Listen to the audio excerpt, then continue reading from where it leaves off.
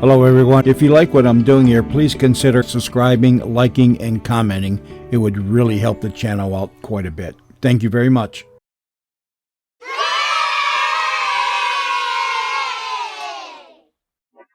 Wait a minute. Have you heard the Whistler?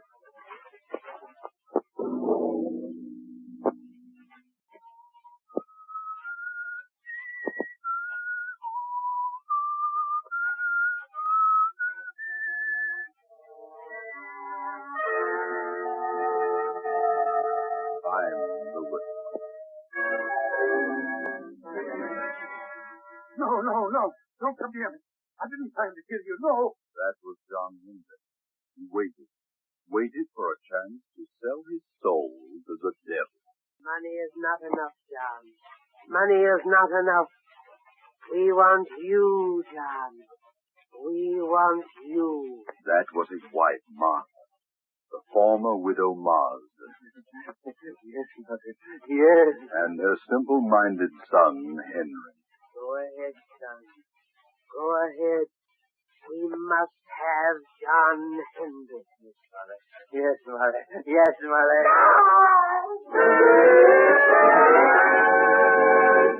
Tonight, CBS presents a new mystery series, The Whistler.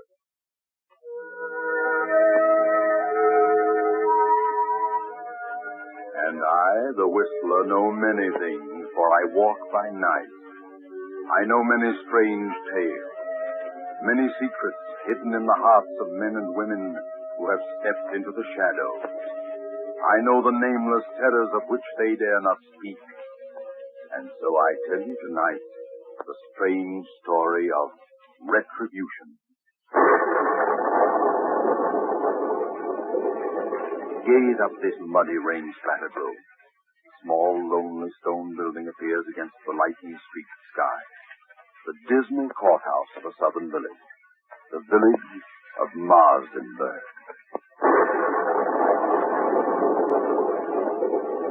It is nearly midnight. A trial is in progress. A murder trial. John Hendrick is on trial for his life. The state versus Hendrick. Killed his wife and stepson. He killed his wife and her simple-minded son, Henry, for the $10,000 in cash she kept in her big house on the outskirts of town. Open the door.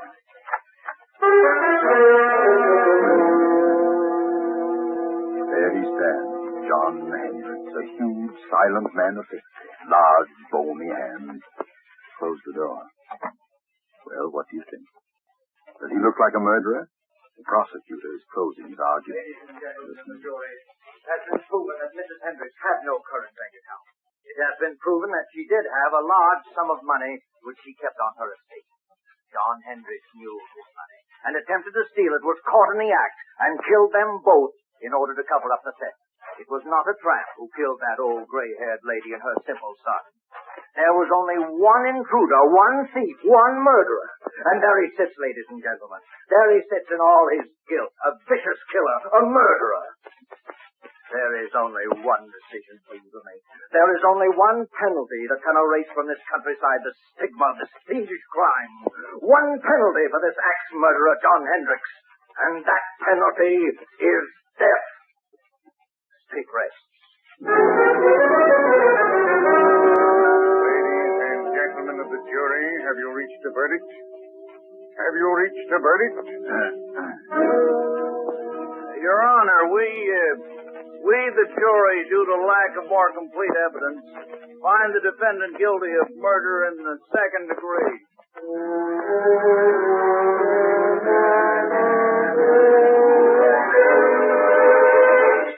Second degree. Cheated death. You'll get life. Surprise? Of course you are. But it had to be. Yes, it had to be. I know.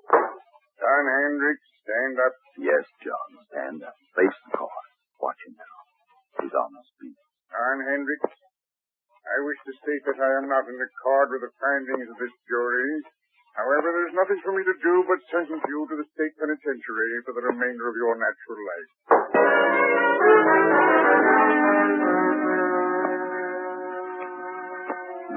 are now. Recognize that huge, sprawling stone structure with the high walls around it? State Penitentiary. How much later? 10 years. John Hendricks is in there. He has a number now. 1013. Let's go through the gates. Up the steps. Down the corridor. Here we are in cell block 2. Night again. Just turn in.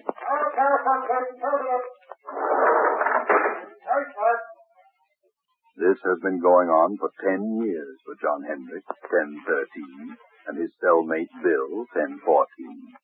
Bill, 1014, is a gangster, or rather he was. But he's changed during the 5 years he's been here.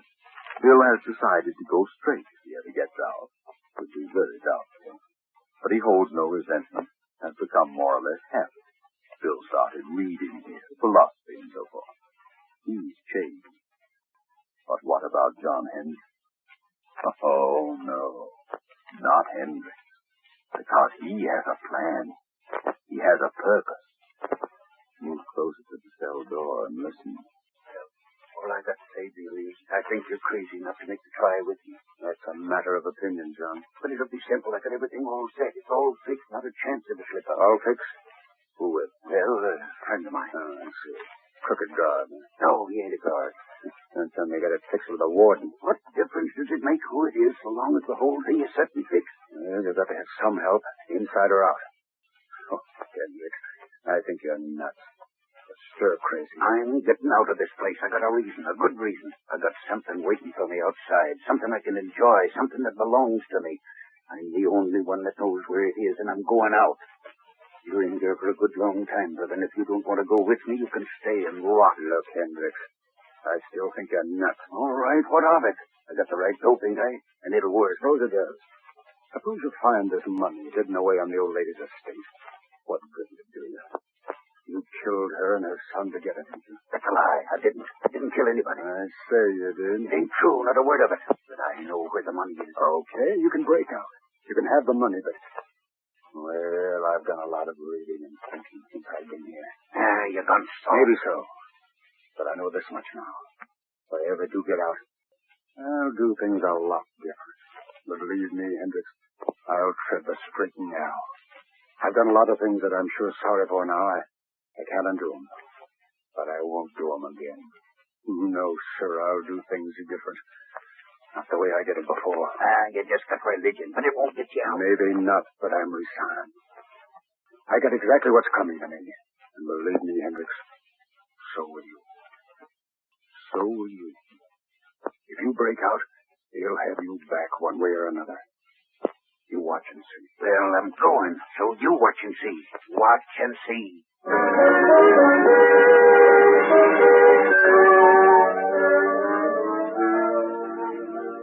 Now, another storm. Another night, a lonely country road, a car. We're in the south. That village we passed a few miles back, that silent, sleeping village, was Marsdenburg. Yes, Marsdenburg, remember? That small, lonely stone building was the courthouse. The courthouse where John Hendricks was tried and convicted. We're on the outskirts now, on a lonely road. A young man is driving the old car, and there's a girl beside him. Motor trouble? Well, there, just ahead, a light. Yes, it's a little crossroads store. Pull in.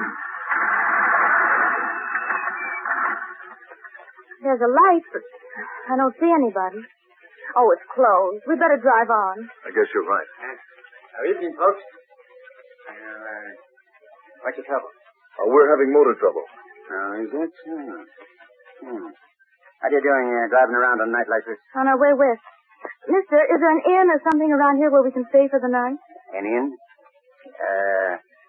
Yes, there's a place about 8 miles up the road. They'll probably put you up. There's a sign on the left-hand side of the road. Can't miss it. This road's pretty bad when it rains. Gotta be careful or you'll find yourself walking. Thanks. We'll try. Good night. Good luck, mister. You'll need the luck.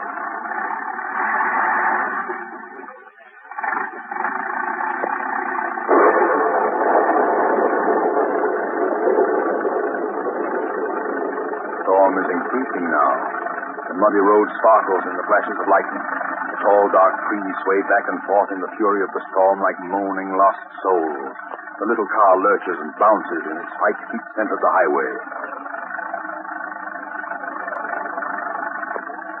2 miles, 3 miles, 4, maybe 5, and look, there it is, straight ahead.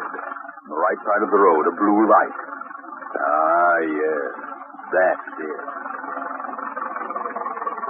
Wait, George. Did the old man say on the right side or the left side of the road? George, what's wrong? I don't know. The distributor must have gotten wet. Look, George. What?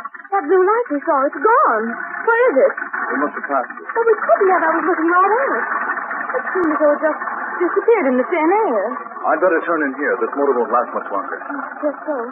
I can't see a thing. No, it's Can you? certainly a desolate-looking place. There must be a house back in there. There it is. Look, there's a driveway. 20 feet ahead. Oh, yeah. Well, this motor's about to conk out. We'd better drive in and see what we can find.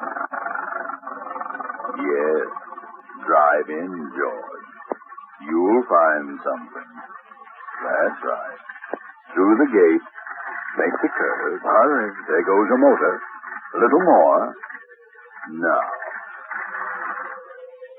Oh, we just made it. Thank heaven. Yes, that's right. Always thank heaven at a time like this. All right. Get out and go up on the porch. Let me help you. I'm all right. What do we do with the bags? We'll leave them here in the car till we find out if there's anyone here. Come on.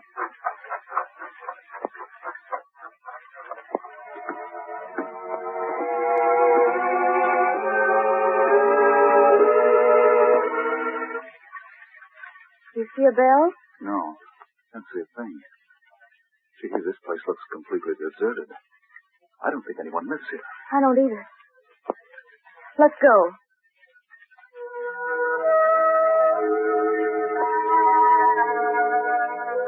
You're listening to the Whistler. We pause momentarily for station identification. This is the Columbia Broadcasting System.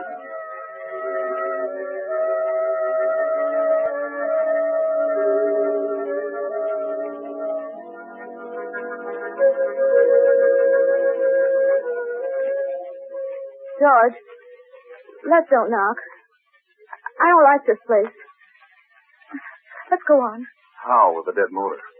Where could we go? I'll knock. Well, all right. Ah, that's right. Knock, George. Knock. Go ahead. Louder. Again. We've got to have shelter. Yes, we can't stay in that car any longer. Can we? No. Why not? Here it comes. Now you're on your own, George. On your own. There is someone.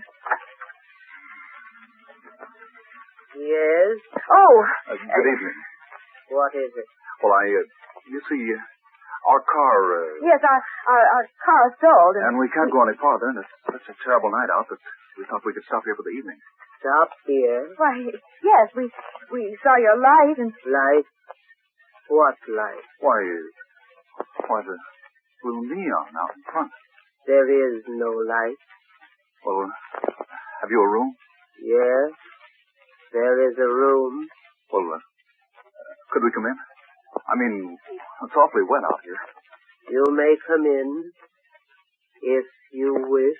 Oh, thank you. Well, this is quite a relief. We were afraid you'd close up for the night, especially when all the lights were out. Are the lights out? Yes, you see. Huh? Of course the lights are out. Oh, I didn't know. You do take tourists. Do we? Oh, yes, that's what they told us. Who told you? Well, the old man at the little store back at the crossroads. Little store. Yes, at the crossroad about 5 miles back. You know where the crossroad is, don't you? There is no store at the crossroads. There isn't. No. I see. Look, madam, would you mind turning on the light? I can't see a thing. We have no light here. No light. Give me a flashlight, Jim. She means there's no electricity. No. There is no light here. Oh, throw the flash around. There must be a lamp. No. Don't make a light. We see well in the dark. We? Who's we? Is there someone else in the house? My son. Oh, he's going to bed? No. He's standing beside you. Beside who? You. Son. Yes, Mother. Oh! Gee, give me that flashlight. Got it. You got it. Oh, yeah. Gee whiz. How long have you been standing there, Bub? Since you came in. That's all. I didn't see you. You make a noise like a spook. Who are you? What is your name? George Kimball. This is my wife, Joan. We're on our way west with travelers. Travelers? So are we. What? Quiet, son. Quiet. No, let him talk. He's quiet enough. How long have you folks been living here? We lived here all our lives. How about closing the door? Is the door open? Why, of course it's open. What? George! Now, take it easy, Joan. Don't get excited. Oh, look, madam, there's a candle on that table up at the fireplace. Is there? Yes, and if you don't mind, I'm going to light it. Please don't. Oh, wait a minute. If you want us to stay here, we insist that we have some light. You want us to stay here, don't you? Do we? Do we, son? Yes, Mother. What are you looking at me for? Yes, Mother. Without light? Yes, Mother. George, let's go. I don't want to stay here tonight. This place doesn't look good to me. There's been no good here for many years. You see what I mean, George? I don't get it. You don't seem to want us, yet your son does. How do you make any money that way? We don't make money. You don't? You mean you haven't had any guests lately? No, not for many years. Well, you can't expect any if you act like this. But we do expect a guest. Don't we, son? Yes, Mother. Well, he certainly has a surprise coming. Yes, he has. How many rooms have you? There are many rooms, but only one. Only one? That doesn't make sense. What do you mean? Only one for guests. You mean only one equipped? Yes. Well, then if you've got it reserved for this guest you expect, what are we going to do? There is an inn farther along the road. They have rooms. They will take care of you. It will be best for us. Our distributor got wet, so our car won't run. Where is your car? Right there at the foot of the steps. I see no car. You don't? Why, it's standing right... Joan. George, where is it? It's gone. Holy smoke, it is gone. Where? How? I didn't hear a sound. It must have rolled ahead. Throw your light around. Not a sign of it. Say, what goes on here? Son. Yes, Mother. You move the car. Yes, Mother. I understand, son. I understand. Wait a minute. Your son moved it? How could he? The motor won't even run. And even if it would, we didn't hear a sound. No sound. How did you move it? I don't know. Oh, that's a fine thing. Here we are in a place where they don't want us and no way of leaving. Well, you've got us on your hands now. You'll have to make the best of it. No, George, no. We'll leave. Nonsense. This is all silly. Come on, let's have some light and cut out the monkey business. Wait. Son, what have we decided? Yes, Mother. We decided yes. Very well. If you wish. If you wish, you may stay. Stay until... Until when? All night? Yes, Mother. If you wish. That's better. That's more like it. Now I'll light this candle. There we are. George. Look. Well, Molly, look at the dust and the cobwebs. This looks deserted, like an old cellar. Well, how about the room? Do we get it, or are the guests you're expecting? There is another room that will do, perhaps. Well, could we see it? Yes. And by the way, how much do you charge? We charge nothing. You charge nothing. Nothing. Sounds silly, but it's right for us. We're running short anyway. Well, let's see the room. Very well. It is upstairs. After you, ma'am. No. You go first. Very well. Come on, Joe. Bring that other candle. Come, son. Follow me. Yes, Mother. I never saw so much dust. Well, they must like it. You know, nice clean dust. That room at the head of the stairs. Why, this room was well furnished. Is this the room reserved for your expected guest? No. But you said you had only one room furnished. Who sleeps here? I stay here now. I see. Or do I? It's a nice, soft bed. It was always comfortable. We'll leave you now. Come, son. We must leave them alone now. Yes, Mother. Leave them alone. Good night. Good night. You will lock your door? Huh? Oh, yes. We'll lock it. Goodbye. Say, did she say good night or goodbye? I don't know. I thought she said... She did say goodbye. Golly, what a screwy outfit. I wish we hadn't had car trouble. That's what we get for trying to drive in the storm. How much money have we left? Not much. Just enough to get to Los Angeles the way I figure. Once I get there, I know there'll be a job for me. We'll make it, don't worry. You'll see me in a nice job in Hollywood. I'm not worried about seeing you in Hollywood. No? No. I'm just worried about seeing you in the morning.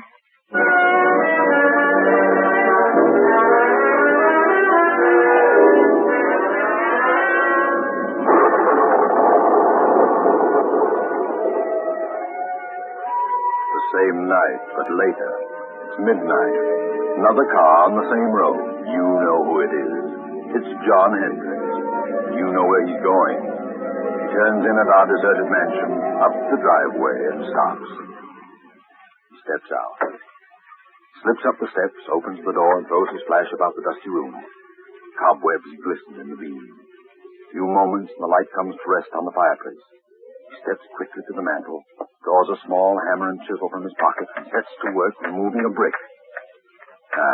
Now he's finished. The brick is loose. He reaches in and withdraws a heavy yellow envelope. He starts to put it in his pocket, but suddenly freezes in his tracks. He can't move. He turns icy cold. Turn around, Hendricks. Turn around. Look.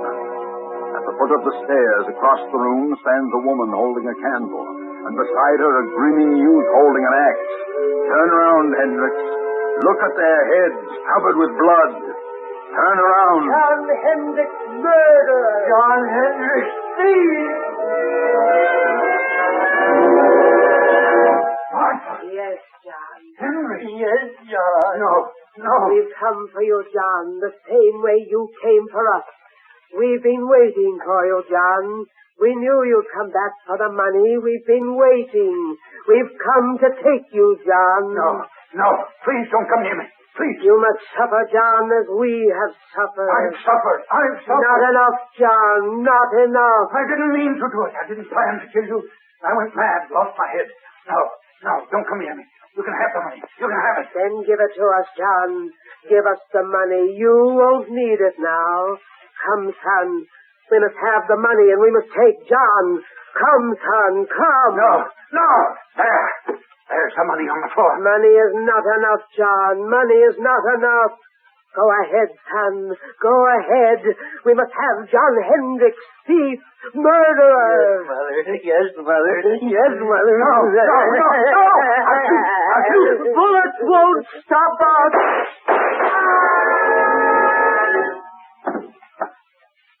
Good Lord, George. What was that? I heard a scream. Downstairs. So did I. And Pop. I'll open the door. He must have been downstairs. I don't see a thing. Here's your flashlight. Great Scott. Look. A man down there on the floor. Come on.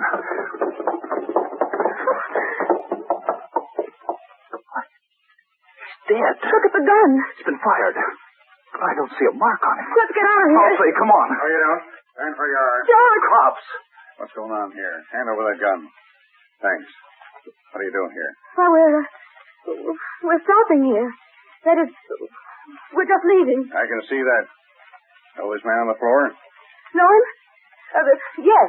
Joan, what's the matter with you? No, we don't. Take We him don't away, know him. Frank. Yes, sir.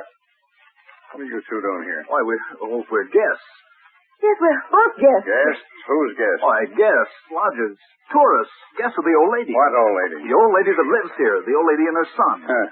You'll have to cook up a better one than that. What do you mean? Drive here? Where's your car? The son took it. Son, old lady, what are you talking about? They live here. They said they owned this place. We had motor trouble, and they put us up for the night. What about him, Frank? Well, he isn't dead, breathing. Looks like he had a stroke or something. It's him, all right. John Hendricks. Take a look around. See if there's anyone else here. Yes, sir. What's your name? George Kimball. This is my wife. We're on our way to California. Do you know who this man is? Certainly. We've been on his trail. He's an escaped convict. This your gun? No, sir. Did he shoot at you? No, sir. You shoot at him? This gun's been fired, and we heard shots as we turned in the driveway. Not a sight of anyone, sir. Nothing but dust and cobwebs. Look, Campbell, you said there was an old lady and her son here. Sure. They were here all evening. They're not here now. Well, they let us in and showed us to our room. They certainly were here. What did the old lady look like? Well, she had gray hair, wore a house dress and an apron. What did the boy look like? He was a big kid, about 20. Had a round, rosy face, and I think, well, in fact, I know he was kind of simple-minded. He had a strange laugh, and he had red hair. Well, I'll be darned.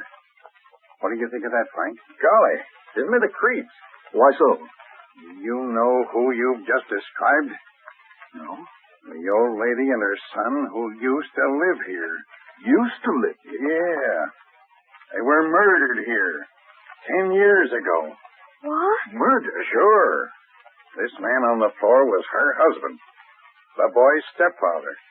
He was tried for killing them with an axe and stealing her money and bonds. He got off at second degree because of lack of evidence. He escaped a week ago and headed this way. We've been on his trail ever since he entered this county. So you see, Kimball, if there was anybody else here tonight, it must have been a figment of your imagination. This house has been deserted for 10 years. Oh, George. Good Lord. Look, Sergeant. Found this envelope on the back doorstep. It's the money. Well, what do you know? The money and the bonds. Old Martha Hendricks' money. That's why Hendricks came here. But where did they go? The old lady? No place.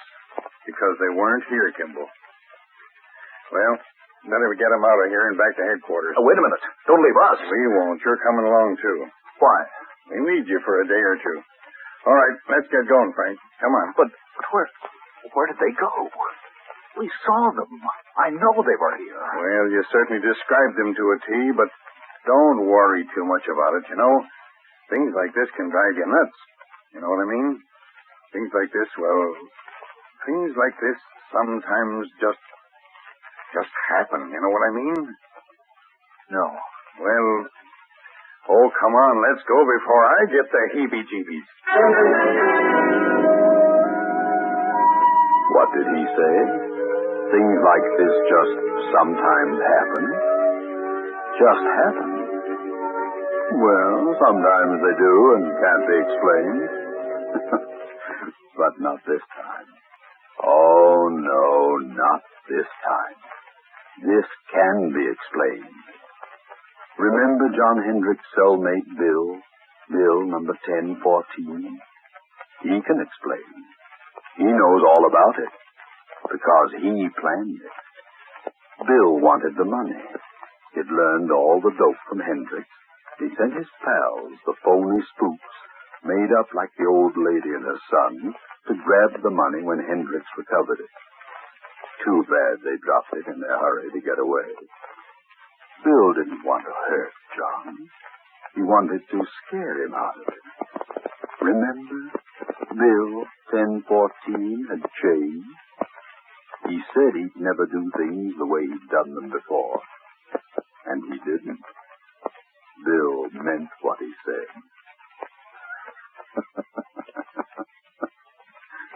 Good night.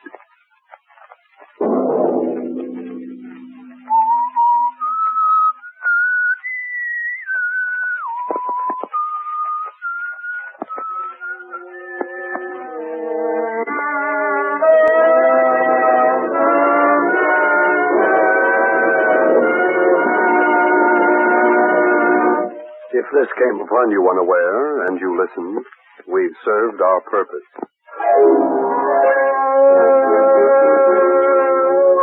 The Whistler, with original music composed and conducted by Wilbur Hatch, is written and directed by J. Donald Wilson and originates from Columbia Square in Hollywood. Next week, same time, The Whistler returns. This is the Columbia Broadcasting System.